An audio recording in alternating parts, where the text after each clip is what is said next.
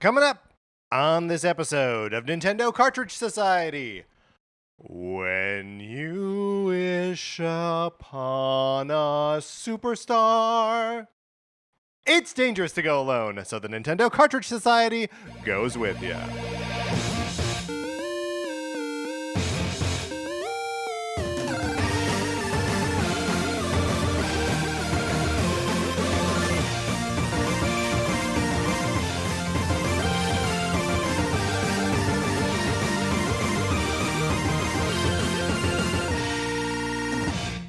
Welcome to Nintendo Cartridge Society. My name is Patrick Ellers, and I am joined, as I am always joined, by my co-host, Mark Mitchell. Mark, how's it going? It's going great. Isn't it amazing, like, how sound works?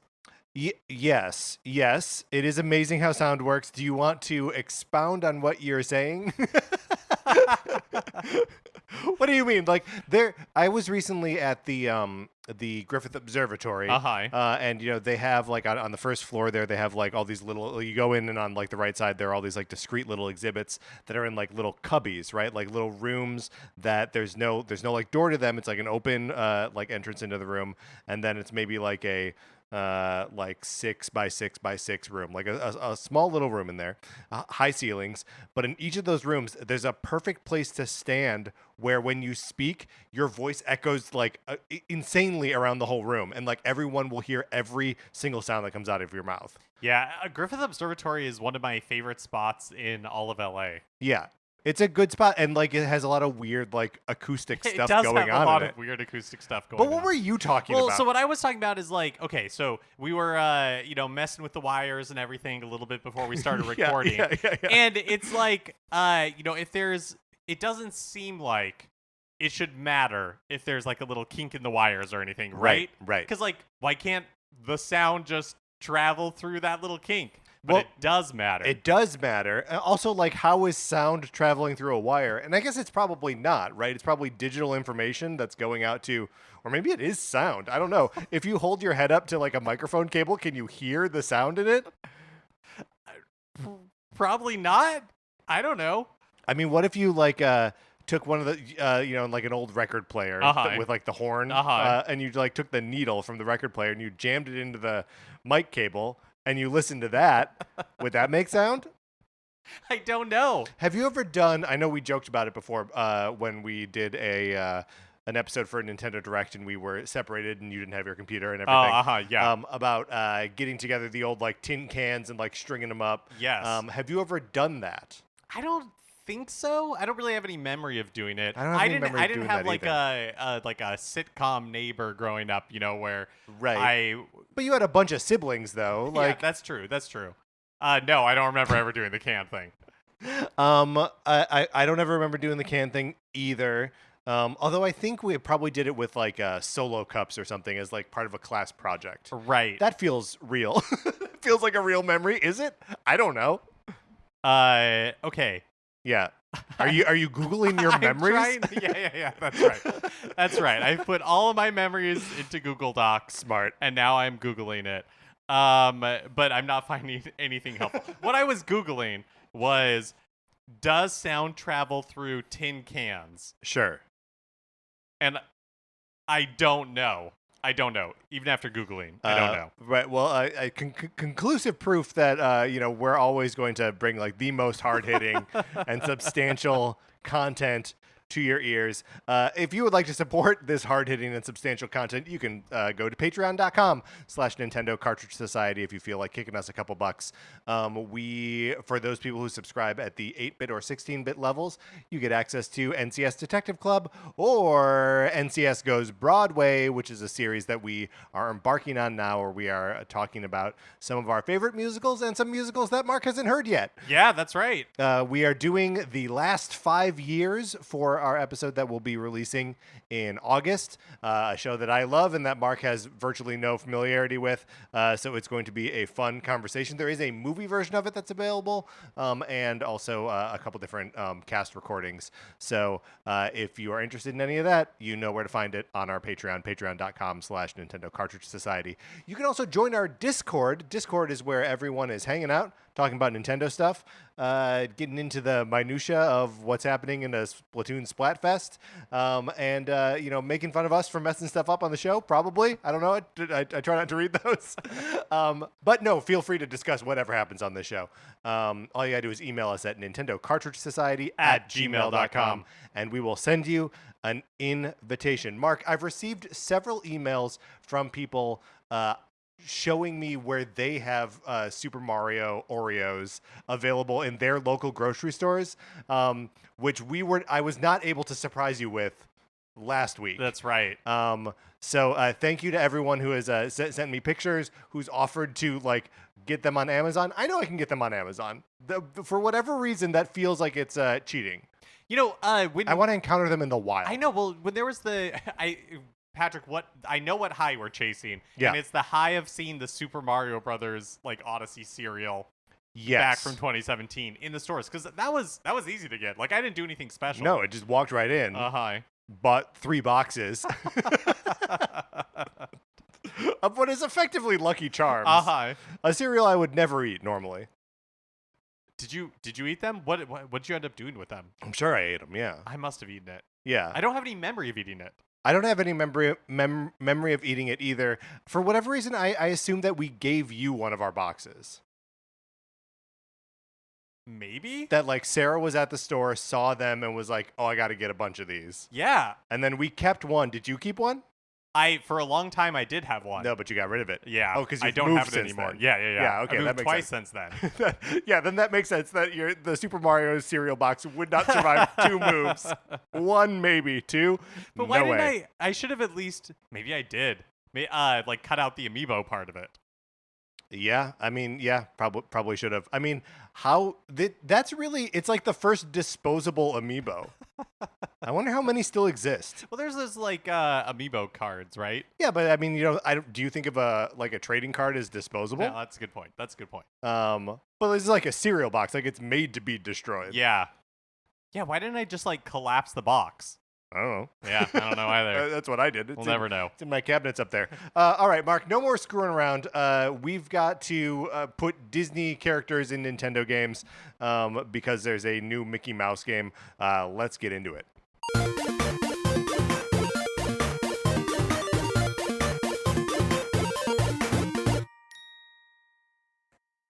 Disney Illusion Island. New game coming to the Switch. Features Mario. Not Mario. This is where the confusion sets in and why we're doing this episode. Features Mickey, Minnie, Donald, Goofy, a.k.a. Mickey and Friends, right? Yep. And they are in a new Super Mario Brothers-esque adventure, right? 4 players running around the screen at the same time. Maybe it's more of like a Rayman game, like Rayman Legends. Yeah, I guess when we're recording this, we don't know. That's right, because we've not played it yet. Reviews have not come out as of the time of our recording this. But we thought, okay, if this is Disney getting in on a Nintendo style of game, what would the other main Nintendo franchises be if they had to be populated by Disney characters? Yes. And so look, Disney's a huge company, right? We stand with SAG and with WGA and all that, so we're not promoting anything here. But obviously those characters have played a large part in all of our in our lives, in our media diets. So we are going to be talking about them in the context of these Nintendo games that have some similar DNA. Yeah, we're essentially casting these characters in roles that they would fit in Nintendo games. That's right. Where would you like to how would you like to approach this? Oh, first I think we need to set some terms. Yeah. So what do we mean when we say Disney characters? Because I think Disney's a huge company, right? Owns a ton of IP, and has been kind of gobbling up different corners of the entertainment industry for a long time, right? And we've already sort of done something like this with Star Wars, right? So I think first things first, Star Wars is out. For sure. No Star Wars. No Star Wars. I think especially because the kind of genesis of this is those Fab Four characters, Mickey, Minnie, Donald, Goofy. Ringo. That we should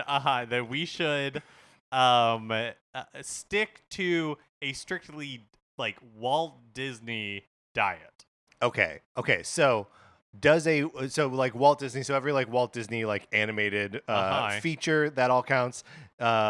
Disney animated like TV show stuff, like that all counts. Sure, yeah. Like DuckTales is in the mix. Okay, I think so. Live action free reign, like yeah, fair game. Yeah, I think like live action, like kids fair kind of is fair game. And then Pixar. Not a hard no on Pixar. Not a hard no on Pixar. But case by case basis. We don't want. I don't know why. We don't want to be going back to the Pixar well every time, right? Right. We don't want to be like, well, Zelda's just Ratatouille. Exactly. Because I feel like we could also just do this with Pixar.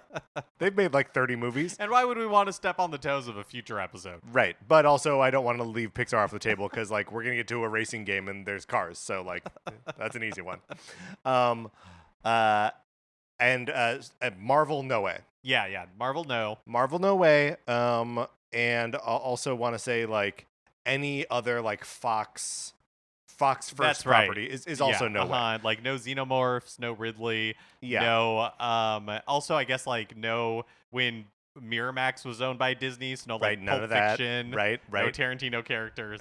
That's too bad though, because I feel like we could really slot like The Bride and Bill into like a Punch-Out game or something, no problem.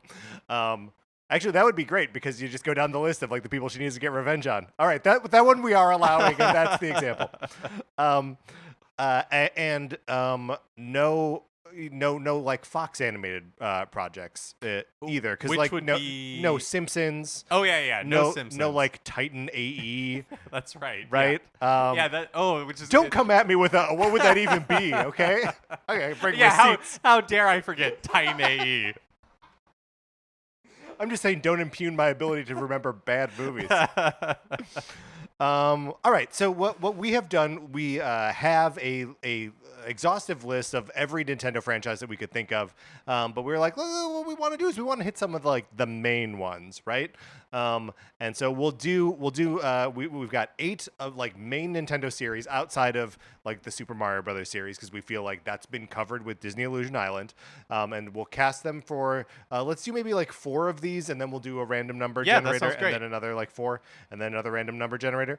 Not to lay out too much of the format ahead of time, and we might do more, and we might do less, who knows. So first, we're starting strong here, starting with one of the like killer Nintendo series. We're starting with The Legend of Zelda. And so I think we're looking for who would play Link. Is that right? I mean, I think it's not just who would play Link. I think we want to say like what set of characters goes in that place, what world occupied. Like when you think Legend, because you know the Disney Illusion Island thing like makes a lot of sense that like you would put those, they're like the most accessible characters, you put them in the space of like a new Super Mario Brothers game, and it just like tracks, it just makes sense. Yep. So I think we need to just find something that makes sense in that context. Now, not to start off immediately with a Pixar, but what about Brave in this spot? Okay. So I only vaguely recall Brave. Hey, same. I know that there's Merida. Yeah. And then there's her like 3 twin brothers who get turned into bears. They're probably triplets. And her mom is turned into a bear? Her mom is also turned into a bear. And that's like the big conflict. Yes. Because her dad doesn't like bears or something. I think they're trying to. Oh boy, this is a poorly remembered movie on both of our parts. But so like what we have here, like the building blocks of Brave, right? Merida, she uses a bow and arrow, doesn't she? Does she yes. not? Okay. Yep. And we also have transformations into animals. Maybe that could be something that happens to her. We can go like a Twilight Princess kind of route. Oh yeah, absolutely. Where like she has to like prove herself to be, and so like we can basically just transplant Merida and her family into like Hyrule, right? And like, because it's supposed to be like some meeting between the clans or something, right? Yeah. And they're hosting like the opposing clan, and it's like a big thing for like peace and the fact that there are bears running around ruins everything. Right? That all sounds right. That all sounds right. That all feels right. Yeah. That Okay. really does. All right, good. And so this could just be like Merida's family, like sitting down with the Gerudo clan, and like Ganondorf's at the head of it, and like he's mad that there are bears running around. Okay, so it is Ganondorf. It is Ganondorf. Yeah. It's just sure. Okay. Yeah. Oh, all right. I mean, we're looking for like a melding of worlds here, right? Yeah. But so I think Brave and look, Triforce of Courage, Brave, right? Like, yeah, I mean, yes, absolutely. These things slot right together perfectly. Bow and arrow. I think it's great. I think it works. I think Brave for The Legend of Zelda. Very good. Started off with a Pixar, and I'm so sorry. Hey, when the shoe fits. So next we are moving on to another big, or at least big in the eyes of fans, franchise for Nintendo, Metroid. So something a little bit more like science fiction, not a little bit more science fiction, either like about as hard sci-fi as Nintendo does. Yeah, the way I'm kind of like thinking about it is who has like the resolve but also softness of Samus, right? Because she's a bounty hunter. Right. She doesn't take any guff from anybody. No. Big thumbs down. Big thumbs down. Right. You got a problem with that, lady? But then also, she is touched by her connection with the baby Metroid, and that changes her. Right, and with animals in general. Because she befriends that like weird ostrich thing and those green little monkey guys. So like she's constantly befriending animals. So a friend to animals, but otherwise kind of a loner. Yeah. So that's kind of every Disney princess, right? A little bit. It's a lot of them.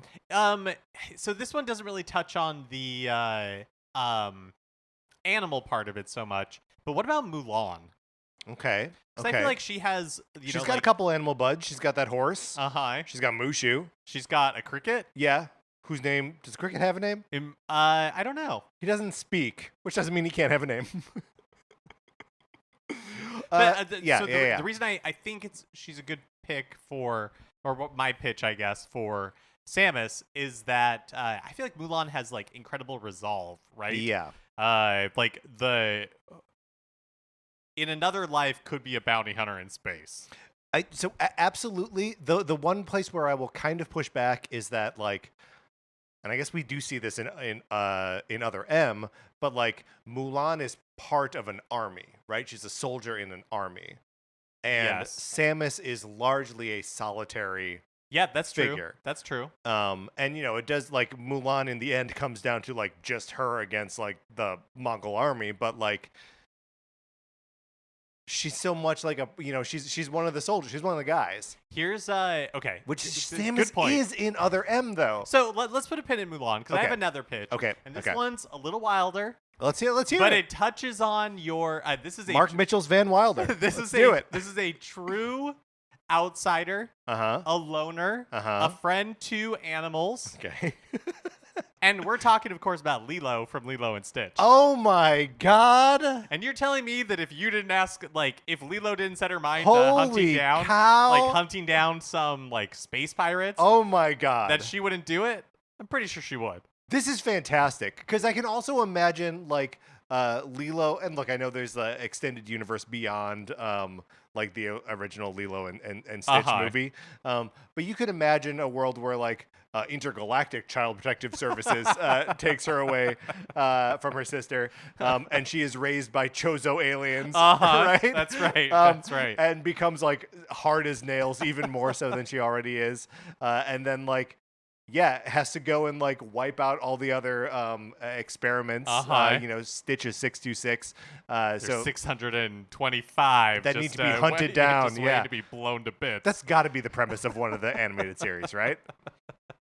And then so she's blowing all these other aliens to bits, but like keeps coming in contact with Stitch, who of course she can't finish off. This and is her baby Metroid. That's right. No, that's good because also like there's.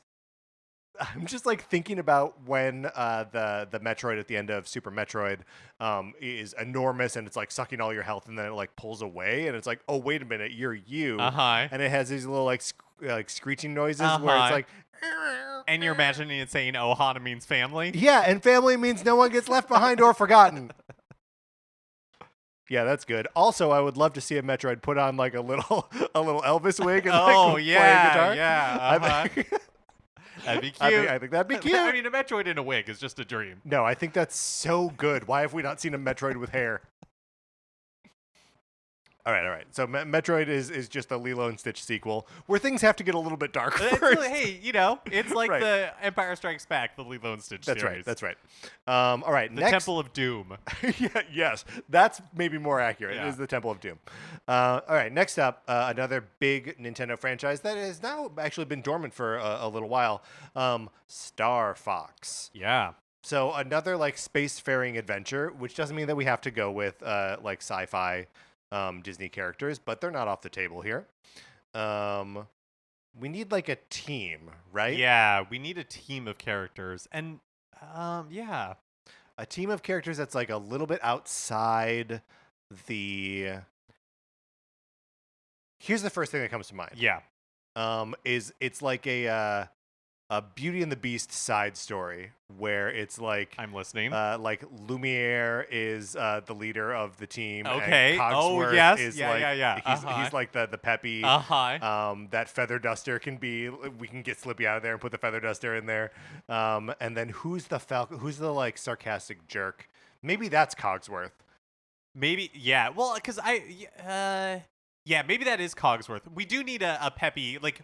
Peppy is more of just the grounded one? Is that what Peppy's deal is? I mean, Peppy's the old man, right? Peppy used to fly with Fox's father. Okay, here we go. He's the connection to the past. Here we go. Lay it on me. All right, so it is. I love this Beauty and the Beast. I love where we're going. So Lumiere, the candlestick, is 100% Fox McCloud. Yep. I think, no question. Got to put him in a pair of sunglasses, aviator sunglasses. The Feather Duster is for sure Slippy, or maybe Chip is Slippy for sure. Yeah. Well, and also we can always slot in because like Crystal is like occasionally part of the team. Oh, that's true. So we can put the Feather Duster in for Crystal. Duster, yeah. Okay, but Chip is Slippy. The Falco is Cogsworth. And then Peppy is Mrs. Potts. I was gonna say, it should absolutely be Mrs. Potts. I 100% agree with that. My pitch. What was your pitch? My pitch was it was going to be like those 4 or 3 like animated inanimate objects, and then Belle's father. Yeah, that's good. That's good. And they're all going on adventures together. Right. Well, and he is the one who like made their spaceships. Right, so that's right, because he's an inventor. He's an inventor, so they're all like steam powered, smoke powered. I don't know, steam powered like wooden spaceships. And they're fighting Gaston. Yes, like flying around. Yeah, who's just kind of like a floating. He's a floating head, of course. Yeah. Actually, if this is good that Belle's father. Maurice, crazy old Maurice, that he would be in the Peppy role because then I don't know if you remember this, but Slippy has an uncle named Grippy. I remember Grippy, and Mrs. Potts can fill the Grippy role. Yes, right. Just so we always have a Grippy role because this is perfect for that like Star Fox spin-off game that was released with Star Fox Zero. Yeah, Guard, Star Fox Guard, where basically it's like a tower defense game instead of like weapons. You're just using monitors, and that would be great. You're defending the castle against Gaston and the villagers. And Mrs. Potts, and you're defending it against the villagers. But everything else is the same. You're still planting turrets. Yeah, exactly. And there's still lasers still and cameras. Stuff. Yeah. No, that's good. I like that we've now pitched a Beauty and the Beast game that features neither Beauty nor the Beast. Who needs them? They're not present. No. This is. They're off they're frolicking in the woods. This is during like the winter when they're like falling in love. Yeah, exactly. Yeah. So they're busy. Right. They're doing their own thing. They're not noticing. Right. There's something there that wasn't there before. Exactly. Right? Yep. And that was a tower defense game. That's perfect. So Star Fox will be Beauty and the Beast. And then next, I guess we're living in a little bit of a sci-fi vibe here. Next up is going to be Pikmin, topical as the new one just came out. That's right. Well, here's a bad pitch to kick things off. Yeah, let's hear it. Because I don't think I love the road this goes down, but the first thing that comes to mind is the Dalmatian puppies from 101 Dalmatians. That's rough. Well, and you do in 101 Dalmatians, there is like a part where they're just like leading 99 Dalmatian puppies around. Yeah. And like some of them are getting too cold. No one dies. No one dies. And then that's the thing, right? Yeah. Because I'm just imagining, like, I can't deal with a Bulborb, exactly, rolling over some Dalmatian puppies. Like that's too. Like if he's killing like Chance and the what's the name of the chubby one? What's his name? Oh, I don't know. I can't remember. We had stuffed animals of like when there was that re-release of it. Yeah. In like the early 90s. Did they have names out? Because like in the live action ones, they gave the puppies names like Dipstick because it's like had a like black part of its tail at the tip of the tail. But did they in the cartoon? Did they have? I don't know if they names? I don't know if they had names, but like there definitely is one who's like. Yeah, the roly-poly one. There's the roly-poly one. And the plushes that we had, like there was one who had like a horseshoe pattern on his back that he was like a lucky one. Oh, okay. And I don't know if those were actually like characters in the movie or if they were just like, hey, there's 99 of these things, no one is keeping track. So right, and it's a way to like sell. It's a way to sell, more toys from 101 Dalmatians.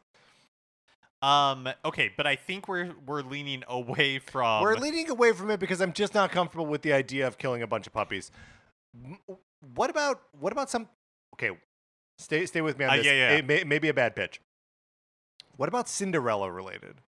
Okay, because she's got the two mice that help her, and like a whole there's like a bunch of mice, right? Yeah, it's not just Jacques and. Gus. That's right. It's not just those two mice. There are a bunch of other mice. So it could be that she is like remotely sending like the mice, cause, or like the birds or whatever, like off to collect things and like bring them back so she can make a dress. I mean, it's not that I don't disagree with you that like puppies are cuter than mice. But those mice have like they have names. They wear clothes. Okay, those two wear clothes. The like. Do they all wear clothes? The women mice are wearing like dresses and stuff. Yeah. Okay. All right. You're right. All right. Well. Okay. I think here's what we need, and something's gonna have to die. It's like someone is grist for the mill here. Okay. I haven't solved it. Okay. But I think what we are looking for. Is like. Real dumb characters that like exist. I already gave you Gus in like large numbers that are anonymous enough that if we send them to war, we don't feel any attachment. Even to war to collect a Game Boy Advance from like some dangerous insects. Yeah, that's right. That we feel removed enough from them. That it's just like, well, that's just the circle of life. That's just how things get done. Okay. The gears of war. Right. The gears of war just grinding against. Okay, so let's start ruling things out. Okay. Like, not Lion King. Yeah, not Lion King. Not the Lost Boys from Peter Pan. Okay, not to go back to Pixar already. But A Bug's Life. Yes. Yeah. Oh my gosh, there's so many ants. There are so many ants. And their world is already, like, they're already small. Right? Yeah. So, I mean, maybe this is just, like, a regular Pikmin game, but instead of Pikmin, it's the ants from A Bug's Life. From A Bug's Life, yeah. Yeah. Yes. I think that's it. And the villains are just Hopper and his gang. I think it's perfect.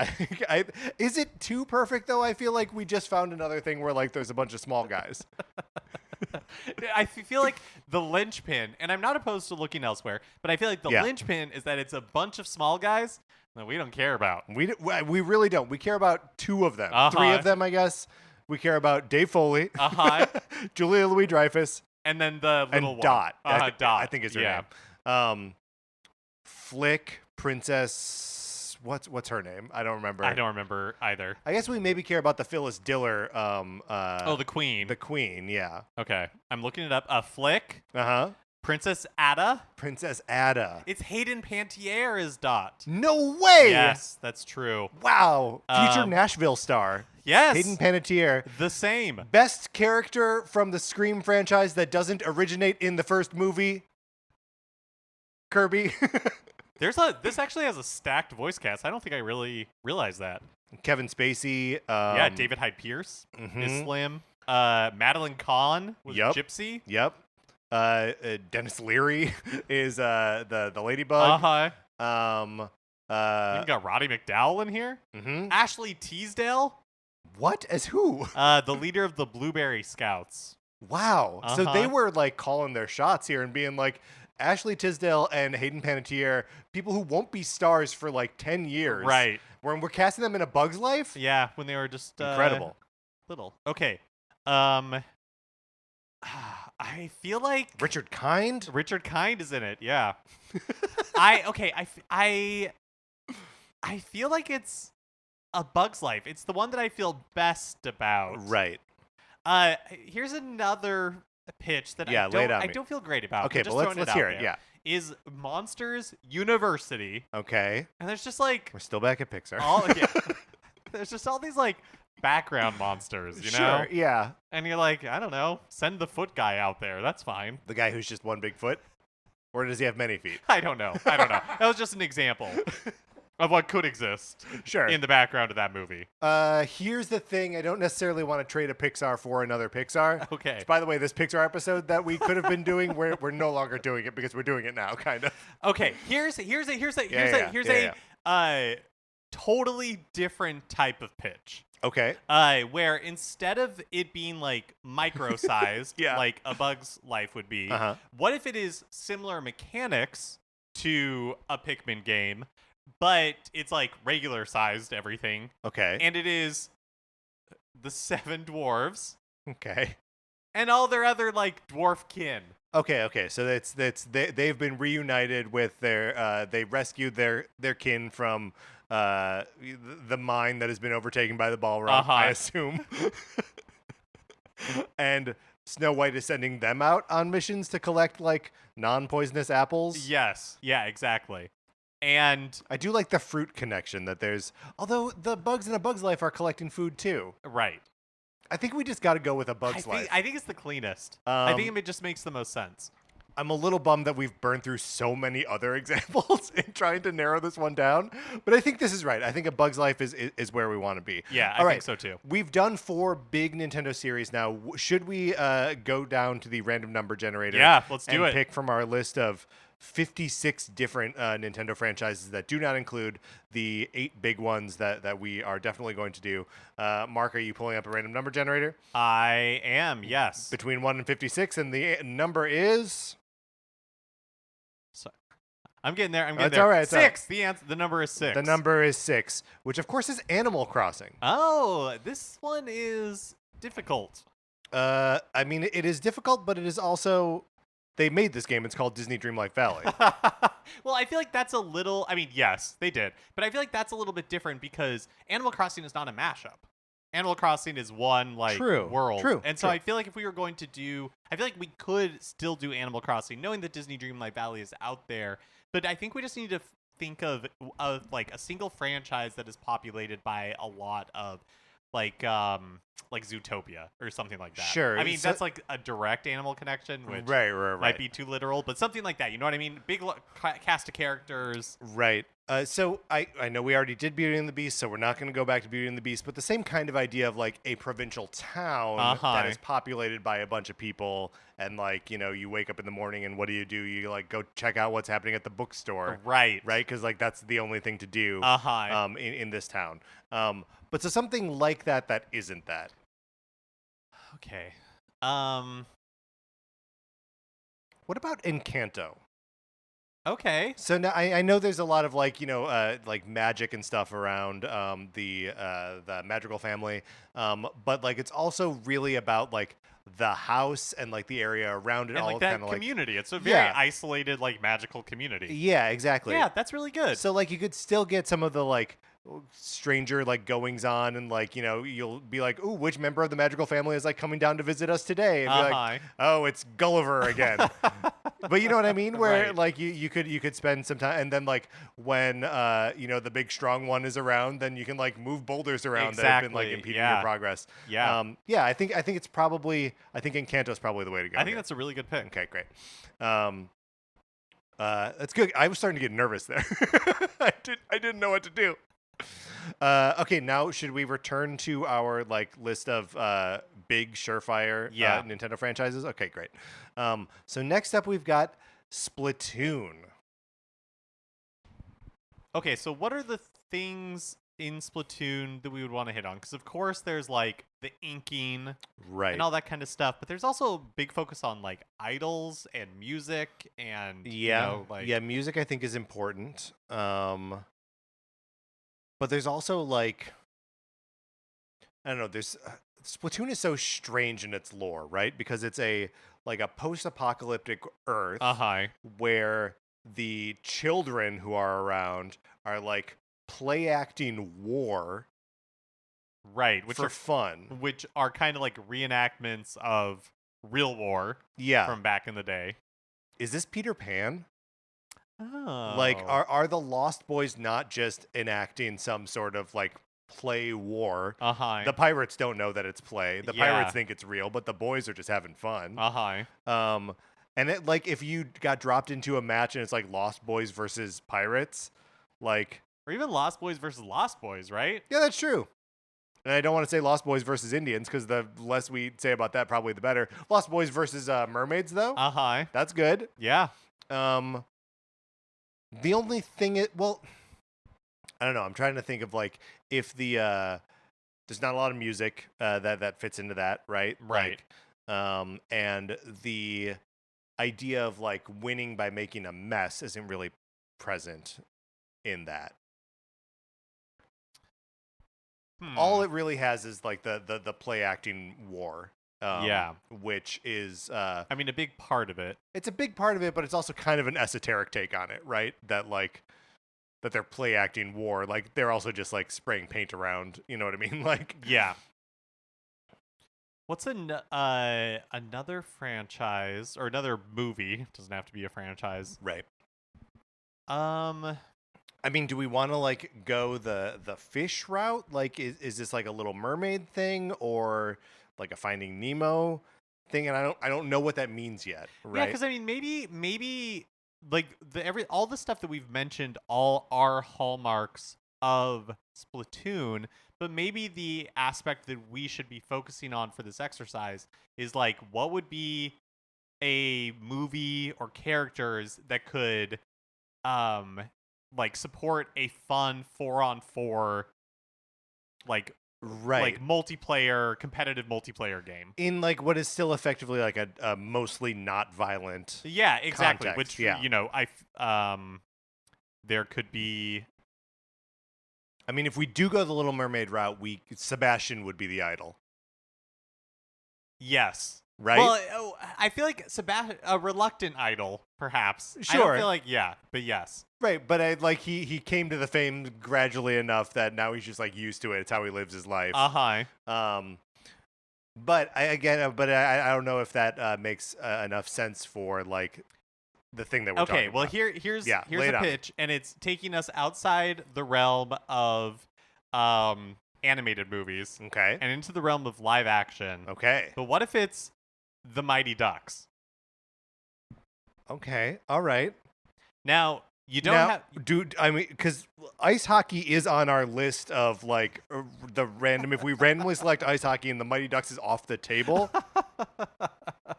I mean, yeah. It's a risk that we may have to take. There's 55 games on there, yeah, so the odds are low. Yeah. But or here's another one. Yeah. Is again like the Who Framed... This might just be cheating, but Who Framed Roger Rabbit? Yeah. because you got you have basically all animated characters open up to you at that point. That is so maybe true, that's yeah. more like a Super Smash Brothers. Yeah, that may be more of a Super mashup. Smash Yeah, Brothers. okay, Yeah. okay. But I mean, like, I do like where your head is at, and that like you'd be spraying like liquid around. This really becomes violent again, though. If everyone is armed with dip cannons. Sure, you have like the weasels. Yeah. Judge Doom is just running around. I feel like Judge Doom would be like the adjudicator. Sure. He's he would be the little Grisco. Judge Doom. Yeah, or like Grisco. Yeah, totally. Oh boy, this one is tough. Yeah, it is tough. Now, when you said the Mighty Ducks, you were referring to like the live action hockey movies and not the like animated series where they're like superheroes or like secret agents that use hockey equipment. Right. Yeah, I was not referring to. What about like Big Hero 6? Okay, all right. Because it's kind of like San Francisco is where it takes place, which is kind of like an alternate history, version of San Francisco, kind of in the way, that like Inkopolis or something, right, is like a twist on Tokyo. Yeah. So setting wise, I think that starts to make sense. And then are the characters like robots? Are they all like Baymax spin-offs? I guess they could be. Yeah. It's like BattleBots, but Baymaxes. Yeah. I think that might be it. I think we're struggling with this one a little bit. So let's put Big Hero 6, and if we are struck with inspiration as we're talking later, we can revisit the idea of Splatoon. Okay, great. All right, next up is WarioWare. WarioWare, typified by chaotic gameplay, lots of little games. So we will need a big cast of characters too, right? Also a hallmark of WarioWare. Yeah, that's right. I actually have a pitch for this. Oh, okay. Which I feel like the chaotic energy, but like comedic chaotic energy of Wario, maybe Yzma from The Emperor's New Groove. I was also going to say The Emperor's New Groove, which is one of my favorite Disney movies. It's great, yeah. It's surprisingly funny. Like, it is a legit killer comedy coming out of Disney Animation. Yeah, I could see that. Then you have like different levels where she's like interacting with Kronk and like with Kuzco, and there aren't that many characters in the game or in the movie is the only problem. There aren't. I mean, there's the singer guy. Yeah, sure. There are the kids, that's true. The entire and his wife, and his wife, mm-hmm. And there's the lady who works in the like diner. The diner. Yep. Yeah. Yeah. Okay. Yeah. I think it could work, and I feel like Yzma has that like crafty, like evil energy, but very comedic in a way that like fits Wario. Yeah, and it would be fun to watch her get thwarted, at every turn. Yes. That like she's trying to do something in each of the levels and gets so close, and then it just like gets stripped away from her at the very end. There would be one level where she gets turned into that cat. Yeah, that's right. That's right. Which is a fun callback to Jimmy P in the WarioWare games. Yeah, no, this is good. This is a good pitch, Mark. I like it. Next up, do we want to do another random? Yeah, let's throw a random in there. Okay. Yeah. So I'll do random number generator. And now it's between 1 and 55? 5. Okay. Between 1 and 55, and the number is 24. Luigi's Mansion. Ooh, Luigi's Mansion. Can we just go direct Haunted Mansion? Yeah, sure. I mean, it's what else is? I said it right away. I got really excited because it was like a 1-for-1. But let's just explore for a second. Like, what are the hallmarks of Luigi's Mansion that we would need to port over to this Disney version of it? Yeah, I guess we're looking for an unlikely hero, like somebody who normally doesn't take center stage, and who expresses their cowardice frequently. Right. Right. And then in some sort of like supernatural environment, Where? But I worry we have to like. I feel like I don't want to get ourselves into a Splatoon situation again where we're like trying to map it exactly one for one. Okay, you're right. I think it's more like, I mean, not that it can't be spooky or not that it can't have supernatural elements or anything, but I don't know that there's like a perfect mapping for that sort of thing. Fair enough. I do think the relationship with Professor Egad is an important part of it. So like you got some like crazy old man energy in there who like knows everything. I don't want to say like Black Cauldron necessarily, but like oh wow, yeah. something like that where you've got like the mentor character who's like out of his mind, right? But yeah, I don't think I don't think that is really enough of like the sort of like cowardly protagonist who, like overcomes stuff. What about like Wally? Okay, yeah. I mean, like in a way, I would say Eve is kind of the Professor Egad, and also in my fan fiction, Luigi and Professor Egad end up together. That's just my head sending those to me. That's just my head canon. Okay. And so and like Wally he does one thing on Earth, and he does it really well, and he's kind of like thrust into this larger role of being a hero. Right. No, this isn't bad. I like this. And my mind starts to like go to weirder places with it, where I'm like, instead of winding up at the Axiom, right? He and Eve get sidetracked and have to like, survive a couple nights on the Event Horizon or whatever. Or like, if we want to keep it within the Disney family, like whatever the ship is from the black hole. Sure. There we go. There we go. I like that. All right, it's Wall-E. All right. All right. Now we'll go back to our surefire big Nintendo franchises, and the next one is Pokemon. Okay.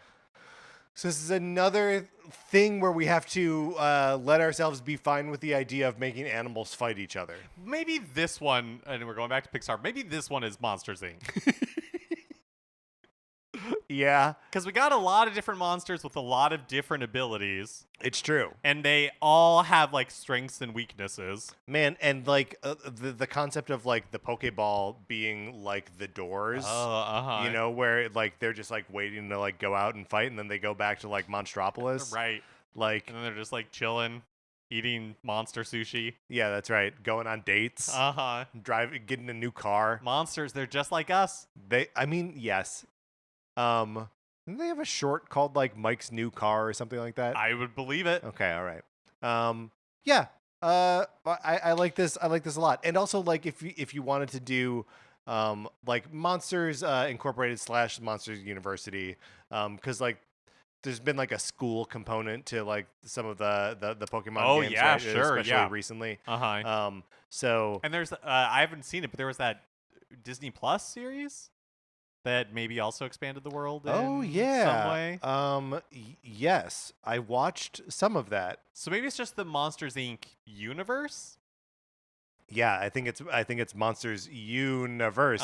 Period. Yes. I really liked the first episode of that Monsters show. And then it gets kind of crappy. But like but the first episode, like after watching the first episode, I was like, why is no one talking about this show? And then we watched like 3 more episodes and we're like, okay, now I get it. I get why no one's talking about this show. But like I was genuinely surprised by how good that first episode was. All right. Now we've got one more surefire one, but should we pull one more rando before going into let's do that. Our concluding out of 54, chapter right? Mm-hmm. Okay, so our random... Wait a minute, hold on. It still says 55 for some reason. Oh, because 24 has not been eliminated. Okay, out of 54. 16. Mario Party. Oh, okay. Okay. And we can't just go back to like put Mickey and Friends right in this. What if it is like Winnie the Pooh? That feels like it has kind of like that bumpers up family friendly energy of like a Mario Party game where it's like And all the mini games would just be about misunderstanding each other. Like I was like thinking of like a Disney franchise where like, yeah, it makes sense that like, we would do 26 rounds of this, and at the end, like Piglet would award a star to the person in last place, and they end up winning. You know what I mean? The person with the most stripes on their tail, and it always goes to Tigger. Yeah, exactly. Yeah, no, I mean that it is like both Mario Party and Winnie the Pooh and Friends are like capricious enough to like be exactly the same, right? Right. That it is like arbitrary and like over explaining themselves in a way that you still don't understand really what you're supposed to be doing. I would also just love to have a Winnie the Pooh like party game. That sounds great. It seems like it could be fun. I know that we landed on. This is me going back to revise something that we were happy with. Yeah. I want to revisit Pikmin for a second. Okay. Yeah. So Bug's Life, great pitch. We're very excited about the voice cast. What if instead it's Fantasia and it's Mickey, like Magic Mickey, commanding the broomsticks? Yes, from like a Sorcerer's Apprentice. Yes. And except where he's like actually good at it. Yeah. It's like Sorcerer's Apprentice, the boring sequel where he's actually competent. Right. It's Sorcerer, I guess. Yeah. Yeah, that's good. That is very good. So now that frees up Bug's Life if we want to use it for Splatoon. I don't think we do. I don't know. Do we? Because here's where lay it on me. Here's where I maybe think that it works really well. Okay. Is you have, just like Inkopolis, you kind of have this world of the ants. Okay. Or I guess bugs, right? But we'll say like mostly ants. And there is or was a human world out there. We don't know. The ants are like physically pretty interchangeable. Yeah. And so like the you start an ant character or a grasshopper character. Yeah, and you can like dress them up in whatever clothes you want and everything. I actually think it's pretty good. I like it better than Big Hero 6. Yeah. Yeah, let's Big Hero 6, you're getting kicked to the curb here because we're putting a Bug's Life in place of Splatoon. There we go. Okay, all right. I'm feeling better now. Yeah, I think that's right. Bug's Life is surprisingly versatile here. Don't you? Isn't it kind of alarming to you how versatile? For sure. Yeah. All right, awesome. Okay, so now our final sure thing, and therefore our final entry, or do we want to do one more random select? Let's do one more random select. Okay, I like how these are turning out. I like it too. Okay, so let us now it's between 1 and 53. Yeah. Yep. I got it right here, and the number will be number 12, which is Pocket Card Jockey. Pocket Card Jockey. Well, this is Mary Poppins. This is absolutely Mary Poppins. This is when they go into the chalk and they're because there are race horses. But then we can mash up those the graphical styles of like hand drawn horses and like real people. There can be like penguins that are watching, and Dick Van Dyke is singing a little song in an accent. Like this one, this is a 1-for-1. It's easy for me. It's Mary Poppins. Should we do? I think you're 100% right, and I think that's a great pick. Should we do one another more? one? Yeah. Because that one was just like too easy. Yeah. Okay. So now it's between 1 and 52, and the answer is 23.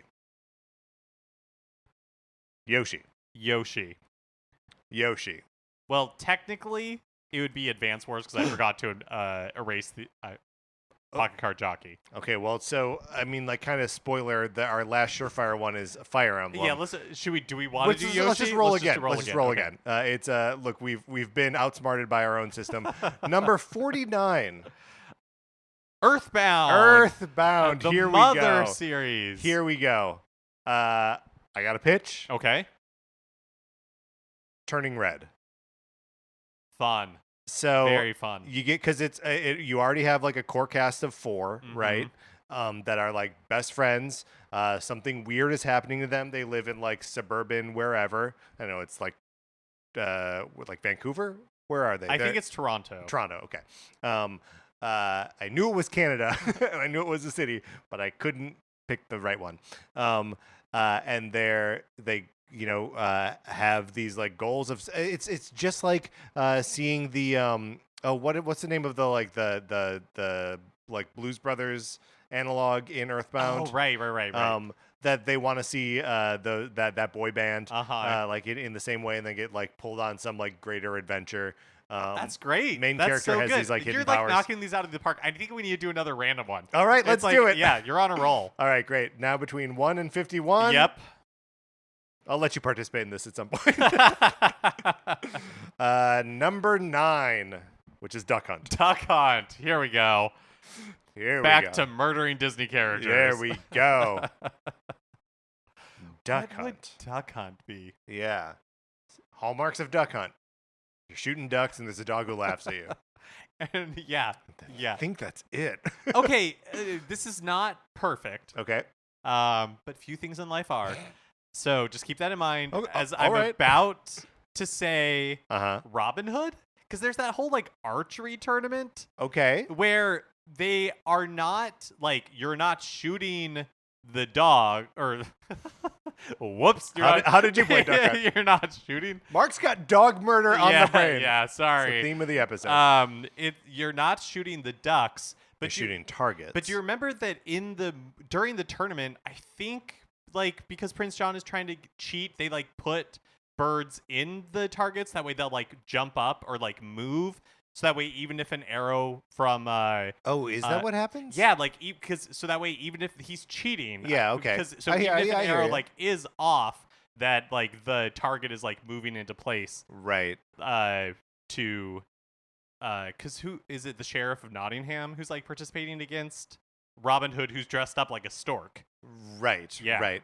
Well, so you saying that like moving the targets around and stuff like that made me think of Alice in Wonderland, and how when she's playing croquet against the Queen of Hearts, like all of the little hoops that you're hitting the ball through are like cards, right? They're cards. So they're like moving around. They're moving around so that way the queen never misses. Right. Yeah. Right. And then the mallets themselves are like birds or something. Yes.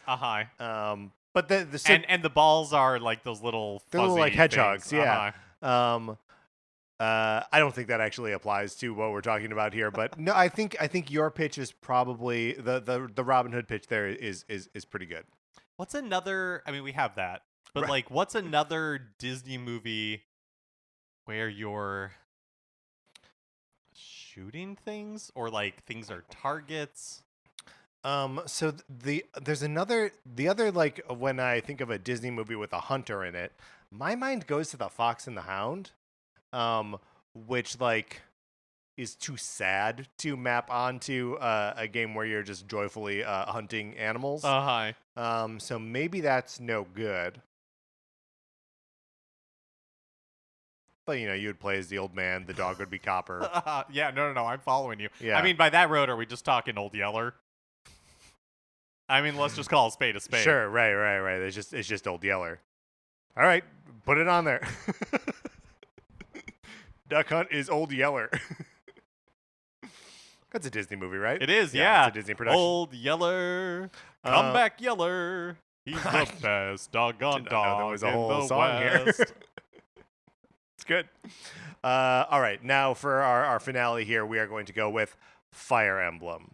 One of the we're talking like a sort of we don't have to go with a medieval Doesn't setting. have to go medieval, but it is kind of like featuring like regalness.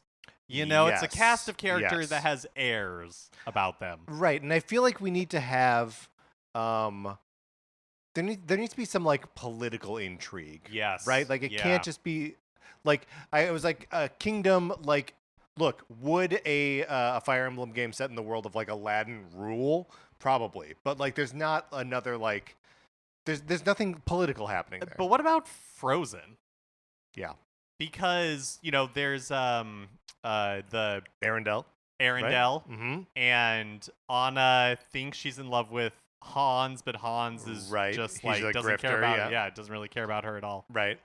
Or is Hans the good guy? What's the name of the the prince that is like, oh, but I don't love you? Right. Yeah, I don't remember. Yeah, I don't remember either. That guy that loves an open door. Yes, guy.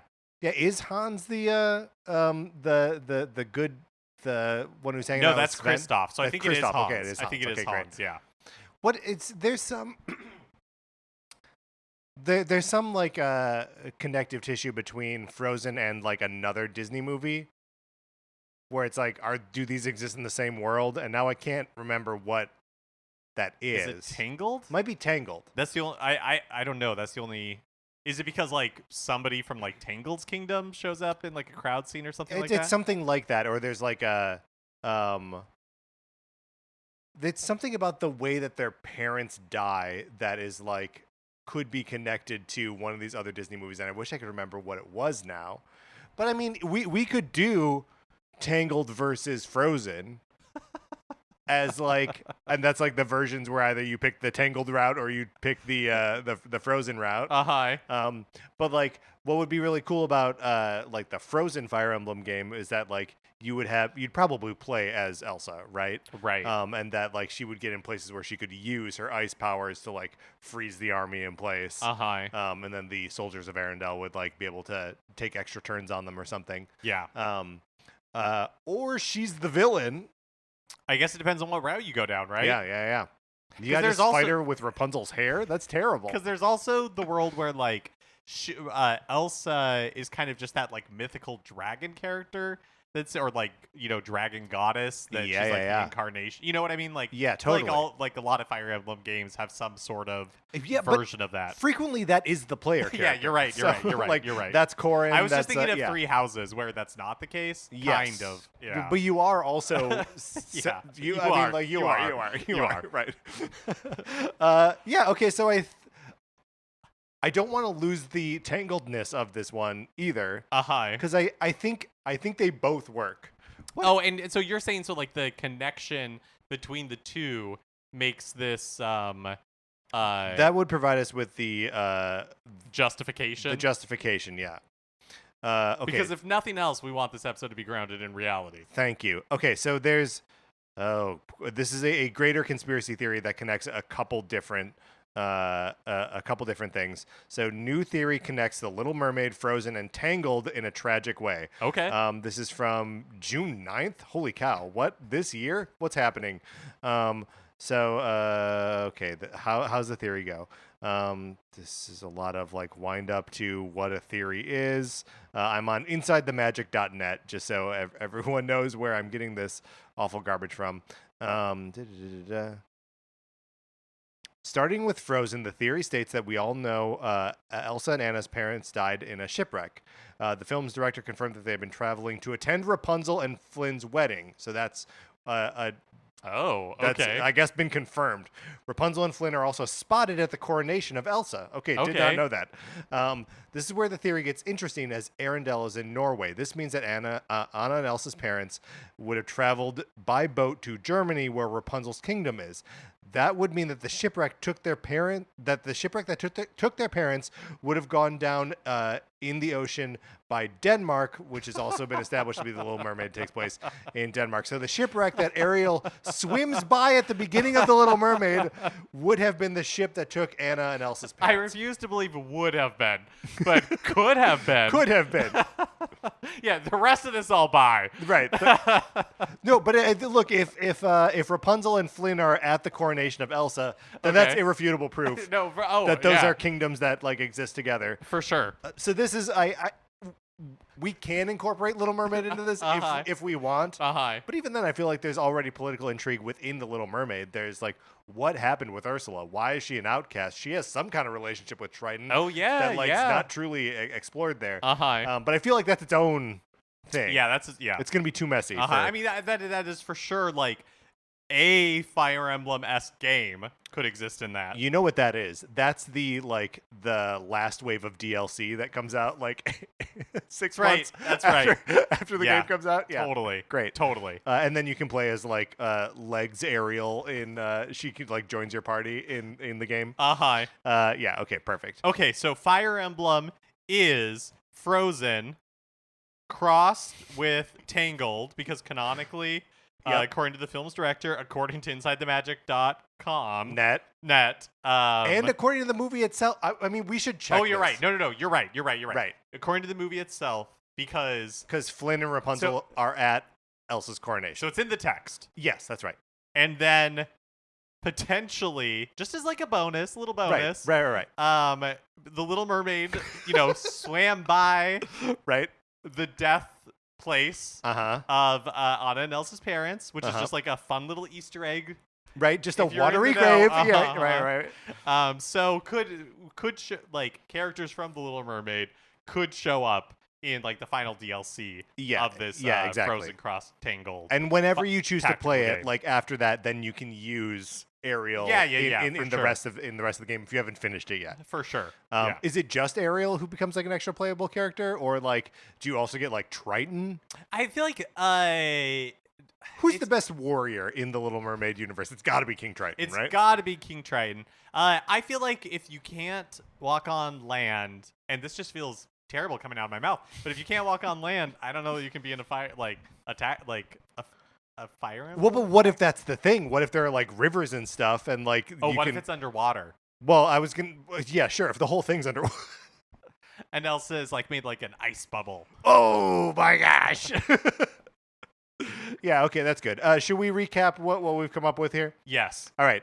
So The Legend of Zelda would, of course, be the world of Brave. Metroid would, of course, be Lilo and Stitch. That one's too sad, but we're sticking with it. Star Fox is, of course, the animated such and such from Beauty and the Beast. Oh, yeah. No. I want to remember this. I want to press this into my memory, and so I want to recount this. Okay, so Lumiere is Fox McCloud. Crystal is the Feather Duster. The Feather Duster. Mm-hmm. Cogsworth is Falco. Right. Chip is Slippy Toad. Right. Grippy is Mrs. Potts. And then Peppy, Maurice is Peppy Hare. Yeah, good. Yeah. Good. Nailed it. And then Pikmin was going to be Bug's Life. We tossed that out the window. Now it's going to be the bit from Fantasia where Mickey is the sorcerer's apprentice, but he's good at it, and he's commanding broomsticks around. And Animal Crossing is like the community around Encanto. Mm-hmm. And then Splatoon is now a Bug's Life. That's right. We threw it out the window for Pikmin. That's right. And it went right back in another window. That's right. And ended up for Splatoon. Mm-hmm. WarioWare, Yzma from Emperor's New Groove, and like those characters are the popular they're all the WarioWare levels, universe. yeah. Yep. Luigi's Mansion is Wally. Where they maybe accidentally find their way onto the ship from Black Hole or Event Horizon. Or Event Horizon. Who knows? Hey, who's to say? Pokemon is the Monsters, Inc. universe. Mm-hmm. Mario Party would, of course, be Winnie the Pooh. Pocket Card Jockey would be Mary Poppins. Earthbound is Turning Red. Duck Hunt is... Can we just live in that one for a second? It's really it's good. So good. It's really good. Duck Hunt is Old Yeller. And Fire Emblem is, of course, and obviously, Frozen Cross Tangled Cross Little Mermaid. All right, Mark, let's close this out.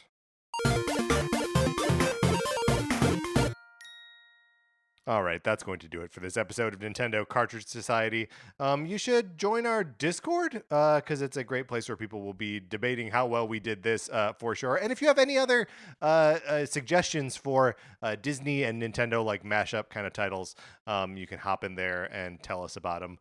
We will be sure to read them. Thank you to our 16-bit patrons, Connor McCabe and Patrice Millette. We appreciate both of you very much. Anthony DeLuca made our logo. Our theme music is provided by 8-Bit Betty. You can get more of his music by going to 8bitbetty.com or by listening right now.